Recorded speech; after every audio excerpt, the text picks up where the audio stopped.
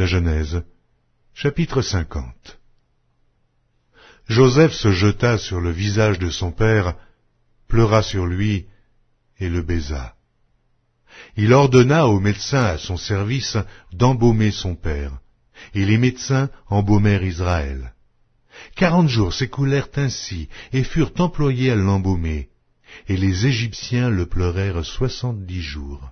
Quand les jours du deuil furent passés, Joseph s'adressa aux gens de la maison de Pharaon et leur dit, « Si j'ai trouvé grâce à vos yeux, rapportez, je vous prie, à Pharaon ce que je vous dis. Mon père m'a fait jurer en disant, « Voici, je vais mourir. Tu m'enterreras dans le sépulcre que je me suis acheté au pays de Canaan. Je voudrais donc y monter pour enterrer mon père, et je reviendrai. » Pharaon répondit, « Monte, et enterre ton père comme il te l'a fait jurer. » Joseph monta pour enterrer son père. Avec lui montèrent tous les serviteurs de Pharaon, anciens de sa maison, tous les anciens du pays d'Égypte, toute la maison de Joseph, ses frères et la maison de son père. On ne laissa dans le pays de Goshen que les enfants, les brebis et les bœufs. Il y avait encore avec Joseph des chars et des cavaliers, en sorte que le cortège était très nombreux.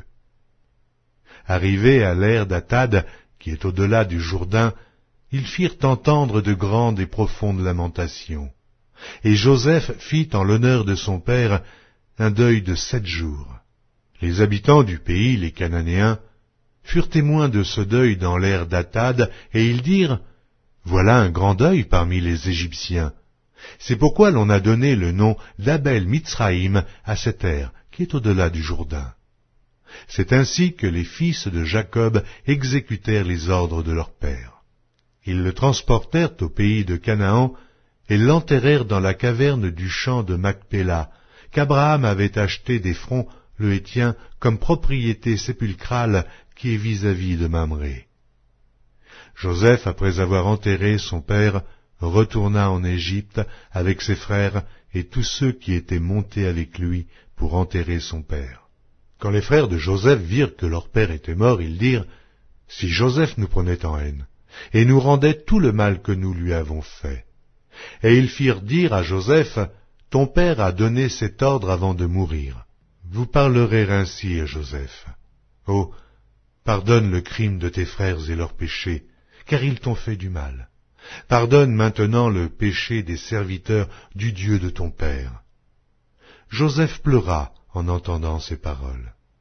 Ses frères vinrent eux-mêmes se prosterner devant lui, et ils dirent, « Nous sommes tes serviteurs. » Joseph leur dit, « Soyez sans crainte, car suis-je à la place de Dieu?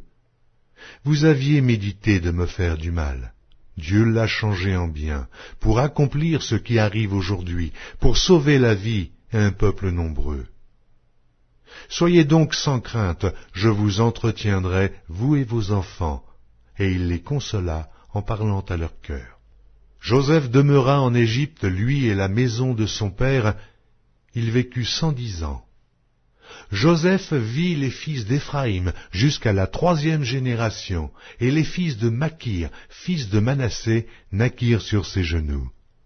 Joseph dit à ses frères, « Je vais mourir, mais Dieu vous visitera, et il vous fera remonter de ce pays-ci dans le pays qu'il a juré de donner à Abraham, à Isaac et à Jacob. » Joseph fit jurer les fils d'Israël en disant, « Dieu vous visitera, et vous ferez remonter mes eaux loin d'ici. » Joseph mourut âgé de 110 ans. On l'embauma, et on le mit dans un cercueil en Égypte.